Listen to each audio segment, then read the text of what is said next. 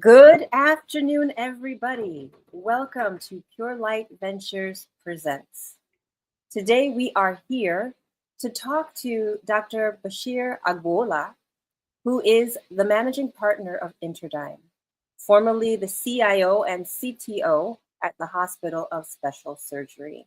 And he's going to talk to us about the intersection between digital initiatives and AI within the healthcare VC ecosystem. So we're extremely happy to have him here, but we're going to do a little bit of housekeeping before we start. So my name is Nanaya Mensah Thomas. I work as the managing partner of Purelite Ventures. And what we do at Purelite Ventures is we invest in seed stage healthcare companies domiciled within the United States. And we do this for a few reasons. One is we want to see the patient population thrive and see more positive outcomes. Two, we want to make sure that healthcare professionals and those who support them have the best tools and are able to avoid burnout and also offer the best care possible. And then thirdly, we like to see that longevity is preserved amongst our populations. I would also like to do this and introduce Emmanuel Tutu. He is the intern that works with me at Purelite Ventures. So he wears many hats. He does a lot in terms of due diligence. He also is the MC right now of Purelite Ventures Presents. So you may see him on screen or not, but he's definitely a presence here as well. And I'm very, very happy to have both of them on. So without further ado, I would like Dr. Agboola to introduce himself to you, just to let you know what he's doing and what he has done and how he's gotten here. Thank you, Nanaya and Emmanuel. It's great to be here with you today and with the audience. So I've been in healthcare technology, the healthcare sector for a long stretch, about 2.5 decades, in various capacities, mostly in leadership and management roles. And I've had the privilege of serving at some of our nation's most reputable healthcare institutions, most recently at the Hospital for Special Surgery, HSS, as their Associate CIO and Chief Technology Officer. I was there for a long stretch, had the privilege of working alongside the very best in musculoskeletal care and some of the best professionals you could work with. So I've been fortunate in my career to have been associated with folks like that. And along the line, I've met very interesting people, including yourself, Nanaya. Thank you. We share an institution with, a past institution with Memorial Sloan Kettering Cancer Center, another reputable, highly reputable institution. So I've worked at the intersection of technology and clinical impact, technology, healthcare operations, and clinical impact, focused on enabling healthcare organizations to achieve their aims of delivering top-notch care enabled by technology. And that's been my focus. How do I enable organizations to achieve their ambitions in care delivery using technology as an enabler and strategic differentiator? And I've done that in many capacities. I also have had the opportunity to advise venture capital funds and their portfolio companies along the line on, right from ideation stage to go-to-market strategies and to how to really align their solutions to the needs of the industry. So I'm happy to be here with you all today and to share some of my experience with your audience. Thank you so much. That was wonderful. And so let's dive right in. Can you tell me a little bit about your journey that ultimately led you to found Interdym?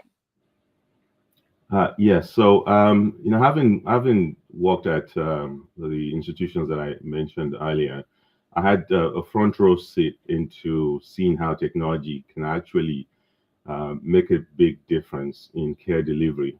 And so last year, I left HSS and focused on a journey that I'd actually thought about for a long time, the entrepreneurial journey. I've always had it in me. Earlier in my career, I dabbled into that a little bit. So I went back to my roots, so to say, in terms of entrepreneurship, and founded Interdym, which is a technology consulting and advisory firm, to now formally do what I had actually been doing to some degree, albeit as a side to everything else I was doing while working as a CTO supporting healthcare organizations, startups, and VCs to bring their products to the market and to align their solutions with the needs of the market. So now I saw an opportunity to actually do that, and then also to provide technology services along the line, services around data, cybersecurity. These are all core capabilities that are important to any modern enterprise. And so this brings me right at the intersection of technology, innovation, and healthcare delivery. So it's, to me, it's very exciting to bring all the things that I've done in the past, but now do it in a concentrated fashion, in an entrepreneurial way, and I'm having fun doing it. And so we can talk in detail about some of the aspects of that as we go along. Yes, I'd love that. Since we've sprung into that, let's talk about some of those aspects. Yeah, so I think one area that it's of interest, I'm sure, to many in the audience and folks out there today is AI. So I'm talking about what are some of the things that I'm seeing and things that seem to be priorities for organizations. So last year, funding for digital health rose to about $14.2 billion. You know, we had a lull right after COVID. There was a spike during COVID, and then funding dipped drastically. Last year, there was, I think the numbers out there, something to the tune of maybe $14.2 billion in funding. And more than half of that went to AI-enabled solutions. So it's really exciting. So I'm seeing lots of solutions coming out into the marketplace, and lots of founders working on AI-enabled care solutions that would really address a number of the problems that we have in healthcare and in healthcare delivery, ranging from smart apps on end user devices that can be used to diagnose all kinds of diseases and all kinds of conditions right from home, bringing home the promise of remote patient monitoring and digital therapeutics as well. So there's that. The other trend is more and more enterprises, mature enterprises, are trying to adopt AI. They're beginning to move from experimentation to actual execution. We're seeing more AI solutions coming, and so I'm focused a lot of our attention at Interdym at assisting organizations to do that. In fact, I think over the last couple of weeks, I shared posts online. There's a playbook that I shared maybe 2 or 3 weeks ago online, an AI playbook that anyone can go grab a copy of that to help, which synthesizes the key some of the top thinking around how do you operationalize AI. And then also, I published an assessment that organizations can use to assess where they are in terms of their AI maturity, so as they work to define their AI ambitions, they can first diagnose where they are, and then use that to plot a path forward. And again, these are things that I see organizations doing. And then lastly, the other interesting piece is the legacy vendors that are out there, whether in healthcare or elsewhere. They're all infusing AI into their platforms. You know, whether it's the EHR vendors like Epic, who just recently announced, having sort of like an agentic AI capability built into their a workshop built into their platform, where you can actually create agentic workflows natively within their platform. So you've seen legacy technology vendors, software vendors in healthcare and elsewhere beginning to natively integrate AI into their tools. So there's a lot going on, and this can be overwhelming for companies to figure out and navigate. And that's kind of like where we come in, and we can assist companies to make sense of it all. But overall, I think the trend is positive for the industry. Just so that I can shed some light on agentic AI. People have heard about AI, but agentic AI may be something that people are just understanding who aren't necessarily in your field. May I ask if you could talk a little bit about that, what it is? Okay, because so you did mention it's very powerful and you're very excited yeah. about it. Yeah, so one way to think about it is, so if we move, so by now everyone understands technologies such as the chatbots, the chat GPTs, the Geminis, and the Claudes of the world. Everyone understands those. You can interact with them, ask them questions, and they can generate content for you. Hence the name generative AI.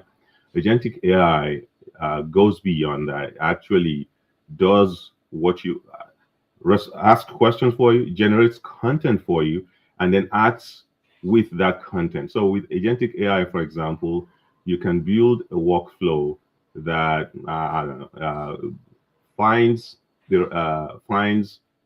flights for you for your next vacation, plans your vacation, which ChatGPT can do, but rather than just planning it and telling you what your potential vacation schedules could look like, but can actually go out, book the flight for you, confirm your reservation, make the payments, and have you ready and remind you when it's time to go. Oh, wow. So you can just extend that to different business settings, whether it's in healthcare, whether it's in insurance or finance, wherever. Everyone can actually come up with a use case in their personal or business lives for where agentic AI can be useful. Just think about something that you have to do repeatedly, or that someone on your team has to do repeatedly, and it's likely that that's something that you can actually build an agentic workflow to automate in many cases, and people have been doing that. That's fantastic, and I love the way that you broke down this very complex type of initiative into something that's bite-sized that we can all understand quite easily. So I'm going to ask you, what do you think your top 3 technology priorities over the next 12 to 24 months should be based on the healthcare ecosystem and how you perceive it? So speaking for Interdym or generally to enterprises or startups out there? Whichever you are interested in. Well, so I would say for us at Interdym, one of our focus areas is one, ensuring that we stay on the cuffs of what's happening with AI. There's a lot that's happening in that field, whether it's in the core technology and changes happening there, or with in the areas of governance and regulation around AI. So making sure that we're focused on that, we understand what's happening, and we are able to quickly adapt our practices and to the changes in the market. One of the interesting things with this is that today a product that exists in an aspect of AI as a separate standalone tool easily becomes part of some of the larger AI platforms. So there's a lot of changes going on there. So we're trying our best to make sure that we are aware, we're familiar with that. Then also one of the things we do at Interdym that we're focused on is really looking at how we can use some of these emerging technologies to address challenges, some of the tough, knotty challenges in healthcare, particularly in emerging economies. So being someone from, I'm from Nigeria originally, and being aware of some of the challenges that we face in care delivery there, which is not completely unlike some of the challenges we face in rural healthcare in the United States. So we're focused on using technology to address some of those issues. And I'm glad to say we're working on a couple of products that we hope to bring to the market in the coming months that can help to tackle some of those problems in those markets and potentially even back here in parts of rural America. So those are some of the areas of focus for us. I would say, though, to enterprises, to the more mature enterprises, I mean, everyone's going to really think seriously about moving from pilot to operationalizing AI, piloting to operationalizing AI. Otherwise, you're going to get stuck in testing out products repeatedly and never really doing anything with it. until the competition races past you. So every organization really needs to have the discipline to move beyond just experimentation to what I call disciplined execution of AI initiatives, starting out by defining what the value on investments would be for them. And I use the word value on investment as opposed to return on investment, because ROI tends to be narrowly focused on financial returns and financial metrics. But value on investment recognizes that the impact of those AI initiatives might be more than financial. There are other non-financial impacts that we should account for. So it's good to identify those, plan on which areas of your business you want to enhance or augment with AI, and begin the disciplined execution, which will be iterative in terms of capturing your learnings and adjusting as you go along. Oh, wow, that's fantastic. I love that you mentioned disciplined execution. And I think that's one of the real nuggets that people can take out of this, that you can help them to do that. Because, you mentioned that almost every vertical can use what you are offering, and they can also use agentic AI and also digital transformative initiatives. But to say that you want it and then to actually execute, startups and founders need partners like you to do that in a very organized way. So I'm going to ask you another question. So how did you gravitate towards working with venture capital and founders? Because you're very active in the space, you're an angel investor, but you're also very knowledgeable about what happens within the healthcare space as well, in terms of IT, in terms of information systems, and in terms of just, like you said, disciplined execution. A place like HSS, that's very, very necessary, because it is like one of the top centers for surgery in the world. So there was never probably a time where you could skip a beat. I'm pretty sure that I'm sure that the excellence that you brought there was amazing and allowed them to continue to do a lot of the good work that they are known for. So just to talk about how you transitioned into being very interested in venture capital. Yeah, so as you mentioned, I'm an angel investor. I've been for many years, just as part of my own investment strategy. But also, being affiliated with the institutions that I've been affiliated with, attracted attention from many VCs out there who valued the opinions and thought leadership of leaders in some of the leading institutions out there. And the other thing, of course, as you I'm sure you know, is I do a lot in terms of networking out there, writing and speaking on different aspects of technology and leadership and business. So that's attractive to many of the VCs that I've come in contact with, and so they would often reach out, asking, sometimes I've been on advisory boards put together by some of the big vendors and VCs, and often the VCs are looking for leaders to meet with and advise their portfolio companies on different aspects of what they're doing, and ideation, even at sometimes very early stages when they're just still thinking through what they're looking to build, and trying to also plan how to go to market. So those interactions, and it's in some ways it's symbiotic in the sense that we're able to advise them and hopefully shape the direction of what they end up building, and influence what comes out at the other end, and they're able to learn from our experiences. And sometimes if it's a product that we see a fit for and we adopt, then they get a referenceable client as well. So it's been a good experience, and I've learned a lot in the process, which and I'm applying some of those same lessons in my own venture, being a founder myself, and running my own business. That's very interesting. And I love the intersection between the business world, the healthcare world, and the IT world that you bring together in all that you do. And, thinking about this, like at what point in the life cycle of a startup would you advise them to start talking with you, Dr. Agboola?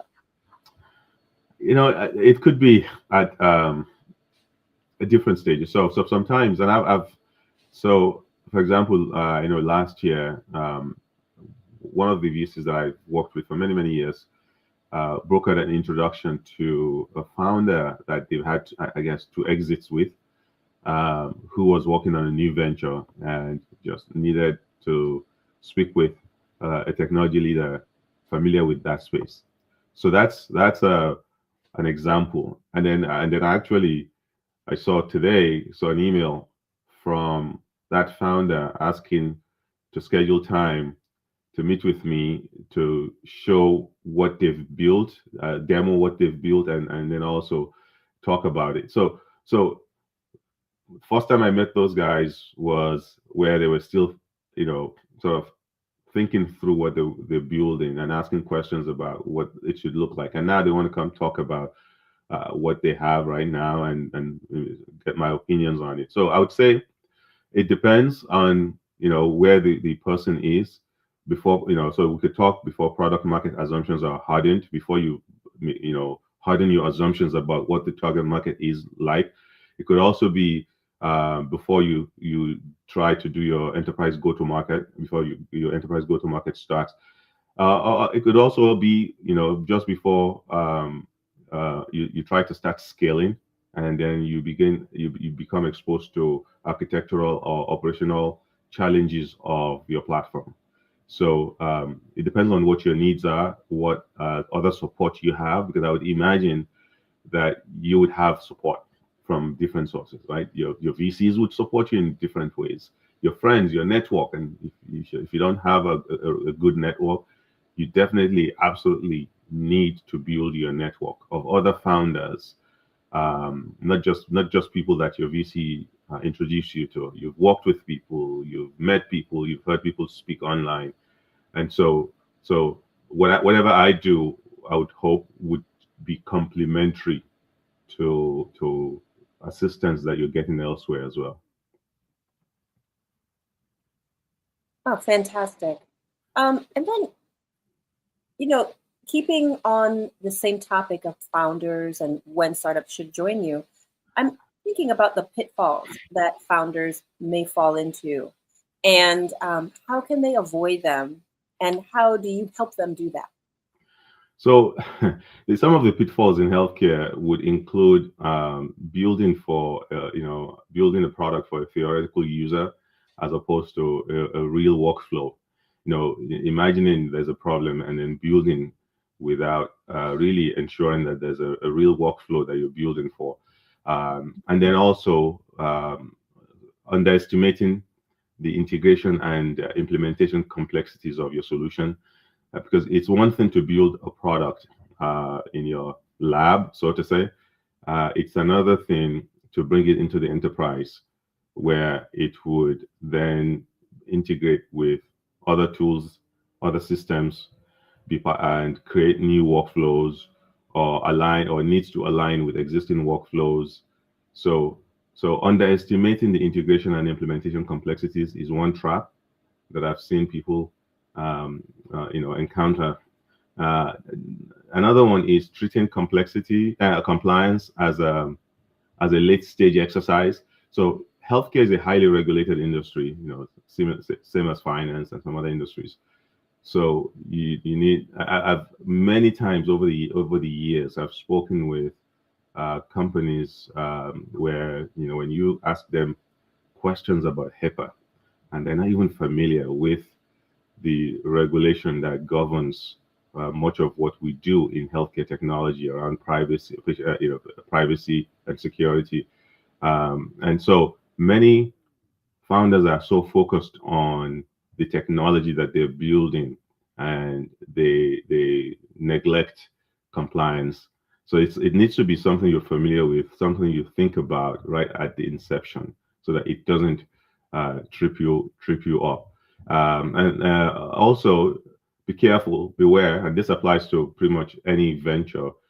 Don't confuse interest with the potential to adopt. So just because you spoke with your cousin's friend or your best friend's neighbor who say, yeah, that product would do well in our hospital or wherever. Mm-hmm. Be careful. It doesn't mean that if you build it, it's gonna be adopted. So you gotta be don't confuse interest with actual willingness to adopt a solution. And then I think lastly, I would say you need to think about value very early on. You need to be able to articulate the value of what you're building or what you've just built to your potential buyers. You need to, however, value is defined, and value is defined by the other party. Like they say, beauty is in the eye of the beholder. But in this case, the beauty of your product is in the eye of the people beholding your product, not as you deem it. You might think your product is the best, uh, they need to see it as the best. And so you have to be very thoughtful about articulating and defining the value of what you're building to your potential buyers. Because if they don't think it's valuable to them, whatever that means, they're not going to buy it. And how can we help? Well, some of it is, talking through what you're thinking. Some of it is brokering introductions to folks that might be able to help you. And again, my background is even though I've been a technologist all my adult life, I also have a strong business background. My doctorate degree is in business administration, so we can help with business strategy. We can talk about how to help you as well. That's fantastic. I like when you mentioned market fit versus interest, because as we know, a lot of times people want to support you, but they may not be in the position to buy the product, to use the product, or it just might not be something that is applicable to what they're doing at the moment. So being able to understand a skillfully presented no versus yes, or the possibility of yes, I think that's a great thing. And then also your business strategy background with your doctorate in business administration, very, very helpful. So you mentioned compliance. And so there's lots of compliance that has to happen in healthcare, lots of compliance that has to happen within the digital world. And then also the added layer of compliance that comes from the business world. So all those things together, I think, are very important. Thank you for mentioning that. Okay. Now, since we're talking venture capital, we have to talk a little bit about equity and what that means for founders who are working with you in terms of Interdym, if that is something that you look at. Yeah, so I would say selectively, yes. It's a strategic decision for us. There has to be a strategic fit with the founder, with what they're building, and we have to be sure at Interdym that we can actually create value for you. But yes, we're happy to work together if it makes sense to do so. Mm-hmm. So then also, just to pivot a little bit, I'm curious about some challenges that you yourself have identified for consultancy and how you have overcome them. I think one of the, particularly with where we are and some of the tech, technology changes happening, is the pace of change. The pace of innovation far outstrips the ability of any enterprise to keep up or to even manage or to even appropriately govern the change. So it is a change. And I think enterprises, and maybe not so much for startups, but for enterprises, recognizing that things are moving very fast, and it's hard for any one organization to keep track of what's happening and how best to manage those on their own. It's so recognizing that and getting help. I think it's important. The other thing is to figure out where how best to invest your limited your limited funding, because if you invest, for example, in some AI capability, if you build some AI capability and you spend 6 months building and a ton of money building, and then in the seventh or eighth month, one of your vendors comes out with that same capability natively on an existing platform that you're contracted with Wow. for for for no extra charges or whatever. It's just a lot of money and time uh, poured down the drain, and a lot of that's happening. So figuring out where to align best align your efforts and your investments, I think it's a challenge that everyone's got to wrap their minds around. And then security and privacy. Again, due to the rapid change of the technology, there are many pitfalls, technologically speaking, that enterprises feel. We don't fully understand AI yet, really, as a society. We really don't, and it scares me sometimes when I listen to some of the most brilliant minds in the space talk about how little we truly understand about what we're building. When folks like that talk that way, I said, so it causes me to pause. So recognize that there's a lot we don't know, and we need to be very thoughtful to make sure that we have the right frameworks in place to protect our organization, because there's a lot that we don't know. So we should know that there's a lot that we don't know, and then think about how do we protect the enterprise. What changes do we need to make to our cybersecurity posture to make sure that we're protected? And then as startups too, when you're building, you got to think about security. You got to think about privacy. It's easy to just focus on the capability that you're building, but you got to think about security and privacy and what's the implication of that is. Oh, and one other thing, and this is a pitfall which I didn't talk about earlier. One of the challenges with technology in healthcare is that technology in healthcare solves a lot of problems, but often creates other problems. I remember a senior technology leader who's also a physician saying some time ago that the electronic health record, as helpful as it is, and as critical it was to addressing some of the challenges we've had traditionally in healthcare, challenges around interoperability and some other just some basic issues with care delivery. Nonetheless, it created a big problem with burnout, burnout amongst the clinical staff. The clinical documentation requirements that the introduction of the EHR created has led to some serious challenges for clinicians in terms of clinical documentation, and sort of dumbing down the relationship, the interaction between the caregiver and the patient.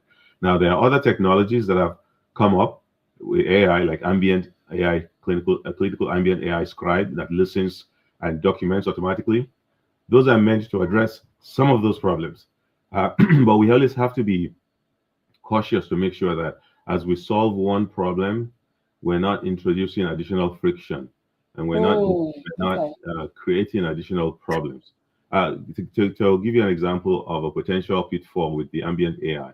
The ambient AI has been one of the most successful adoption of technology in healthcare that I've seen, and one of the fastest moving, and it's spreading like wildfire within healthcare organizations. But here's the thing: the fact that the AI now is the one listening and capturing the clinically relevant documentation and inserting that into the patient's record. Well, guess what? It's now creating longer, in many cases, at least in some of the studies that I've looked at this, it's creating richer documentation and longer documentation. So that means there's a downstream effect So at every point where someone's got to review the chart as part of the care delivery, now they have more content to read. It's not a bad thing. It just means that now they have to do more work. They have to read more now. So again, this is just an example of how we need to be thoughtful and proactive about the consequences and downstream effects of any technology that we introduce, just to make sure that it's not solving two problems, but creating a new problem. That is so interesting, because I have never had a new technology that didn't add some more work to my life or create more access to my time. Even though it is true, it helps in many ways, but the fact that it does bring different problems to light, and I love the way you mentioned it, like the person who is going to parse the information now has to go through all of the information because it's been derived from an AI source that it's scrubbing everything, basically. Yeah, well, someone's going to say, well, you can have AI just summarize it.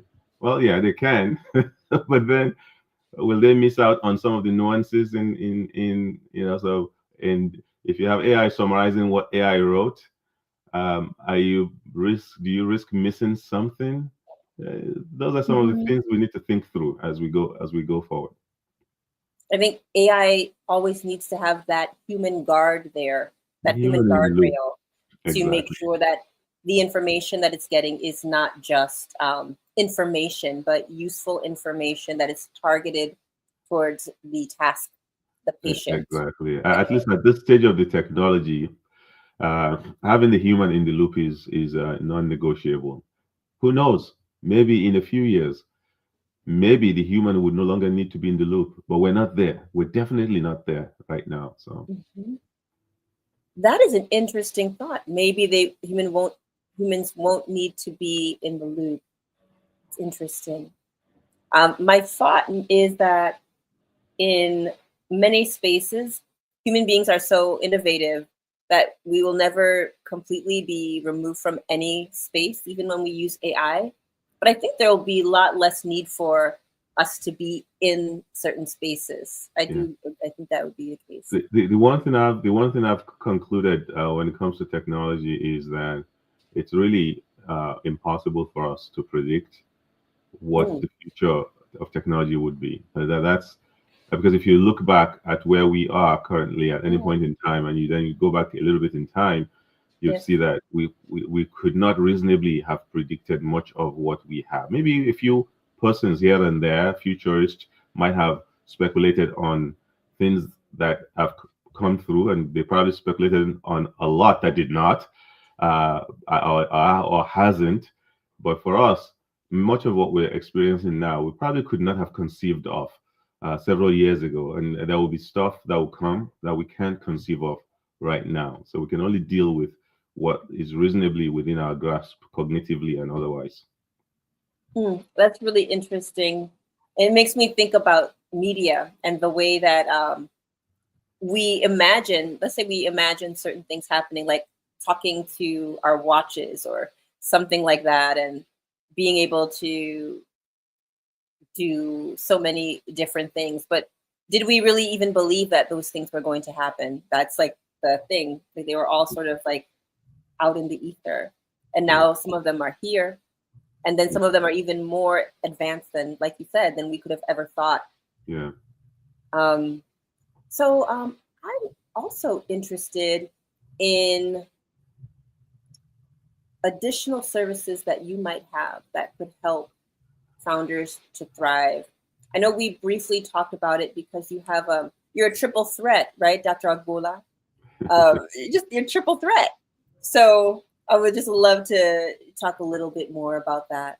Yeah, so I know one of the challenges that founders have often is having the senior leadership and the maturity of an experienced business and technology leader to help them run their enterprise. So one of the things that we do at Interdym is provide fractional leadership. So for founders who are looking for a fractional chief digital officer, Chief Technology Officer, CIO, or CISO, or Interdym, we have that as one of our services offerings as well, because we have a network of senior technology leaders who've done a lot in their careers, and some of whom are trying to scale down, and some of whom are in transition or excited to work part-time or on an interim capacity with companies that are just starting out. So that's an area we'll be willing to talk to founders about if they're interested. That's fantastic. Now, I'm thinking now about some strategies that a founder at a startup could implement now. Like, let's say they have an app, a healthcare app that helps to diagnose a patient or something like that before they're able to go to their healthcare professional, or any other use case that you could think about. But what strategies can they employ now to advance their professional goals? So I would say you need to be relentlessly clear about the problem you're solving. Sometimes we get carried up, as technologists, and this resonates with me. I'm a technologist at my core, actually. It does resonate with me that we get excited at what we're building, at the beauty of the technology. I mean, technology can be very beautiful, and founders can get carried away about the beauty of the technology. You got to be clear about what problem you're solving. And the problem is going to be designed around workflow in terms of healthcare now, not features. Your product might have this feature and that feature and that feature and that feature, none of which would matter if it does not align with the expected workflows in that area of care or healthcare. So you need to make sure that you design around workflows, and which means then you need to learn about what the workflows are. You got to talk to clinicians. You got to be in the system. You got to either bring clinicians onto your team part-time, have them as advisors, or go into care settings and observe and see how things are done. Building a product without thinking about and seeing and understanding clinical workflows is a disaster. It's a failed product waiting to happen. So and then you need to build trust very early, clinically, operationally, and commercially. You need to sure that your product can be trusted. It's not going to create additional problems for the overworked and busy care delivery team. So you got to build trust very early with them. Think practically about implementation. Again, what you build in your lab, in your digital lab, has to come out of that lab into the real world, into the real clinical setting. So you got to think about implementation. What would this look like in the real world when it's deployed out there? And then develop, and this is often where folks miss, develop important strategic relationships before you need them. Founders would often, just hang out with other founders. They would go to technical, meetups and meet, the other very, very smart people like themselves, and talk about what they're building and all that. But they're not making strategic connections in the industries that they want to play in. You got to be out there going to industry events, connecting with people in the industry that you're playing with. If it's healthcare, going to healthcare events, attending healthcare programs, connecting with caregivers, nurses, and doctors, and radiologists, whatever aspect of people in registry, whatever area you want to play with. You got to form strategic relationships in those areas, and do that early, before your product's even ready, before you've even built anything, because those relationships could come in very handy when you need them. That is interesting. What really stands out to me is trust. Because when you're talking about building that network, you're talking about early on being very clear about what you're building. So people can depend on the fact that if you're saying you're giving them clear potable water, then it is clear potable water, and that is exactly what they get, and it's consistent every time. And it's the same thing with anything in the digital world, in the AI world. to make sure that there's that trust that they're going to get the same quality product from the vendor each time, from the founder each time. I wanted to go into that a little bit, but I think you've spoken about it in such a way that it's quite clear that it's paramount for them. I think one other question I want to ask you, and we also have a question that will come in after this from those who are watching live. But if you could create one specific instant outcome for your clients, what would it be, Dr. Agboola? I would think it's helping them to gain clarity on where value truly sits with respect to their solution. Because I think that's at the core of whatever you're doing, right? It's about value delivery. And so helping them to articulate or identify where the true value, because what you think is the value that you're bringing to the client might not be exactly where they're going to find value. So helping them to identify and articulate the value proposition, I think perhaps would be where might be of help to them along with other things as well.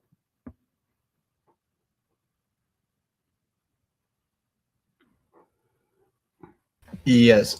So we have a question, Dr. Agboola, that came in when you were speaking on equity. And one of the questions that they asked was, are founders more reluctant to share equity nowadays? Yes, and understandably so. Very understandably so. I mean, it's what they're working so hard to build, and if they are too eager to give it away, then it dilutes their own, what they own in the company. But on the other hand, so here's how I would ask founders to think about it. Think strategically. You got to think about what's of strategic importance to your success as a venture. If you own 100% of a venture and that venture does nothing, you own 100% of zero. But if you have some strategic partnerships that are really important to your success, and you have to pay for that in terms of equity, then it's worth it, because then you go from owning 100% of zero to less than 100% of something that's valuable. Now, for founders that aren't able or interested in in giving up equity, and so just think about this also. When you work with executives at corporate enterprises, typically you won't give them equity, or they cannot accept equity. For all the years that I've advised companies as an enterprise executive, I could not readily accept any equity from any company, because I would have to go to compliance to make sure that it's not an issue. And I never wanted to deal with the headache of gaining compliance approval for that. But with my own firm, I'm able to do that, because whatever I do with a startup or a company now, there's no conflict of interest with my role. This is part of what we do in my company.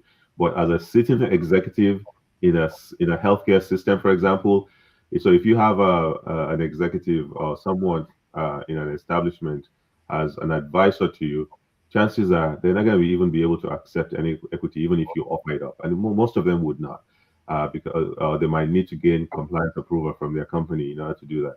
But yes, to answer your question more directly, founders typically would not want to give up equity, and that's understandably so. They need to be very thoughtful about whom they give up equity to, and make sure that the value that they're getting from the advice or advisory service is actually matches the potential value that they're giving up in exchange for that.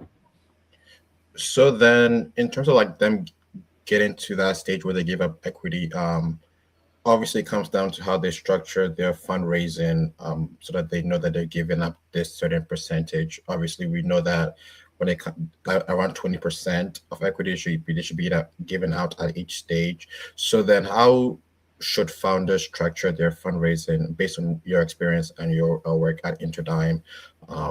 Should they structure that fund experience so that they're not giving out too many, or they're not giving out too little, but they're giving out just enough that they have some control over their company as well? Okay, so maybe I misunderstood your first question because I thought you were asking about advisors and equity for advisors. Because if it's equity for advisors, it's not 20%. It's maybe 1/4%, maybe 0.5% is what you would often see for very strategic advisor relationships. But again, most advisors, as I said before, particularly if they are part of enterprises, do not get equity. Either because their compliance program would not permit it, or because they get other benefits in exchange for the advisory services that they provide to the company. Many executives would actually love to be advisors to startups. If one, it looks good on your resume that they are advisors as well, particularly if it's not doesn't conflict with what they're doing, and they've gotten clearance from their company that they can do it. And if it's uncompensated, usually and if it's maybe a tangentially different industry, then if it's a different industry, then usually there's no conflict there. So, but if you think, I'll say this, if you think there's an advisory relationship that is really critical to your success as a venture, it's worth it to offer some equity to the advisor.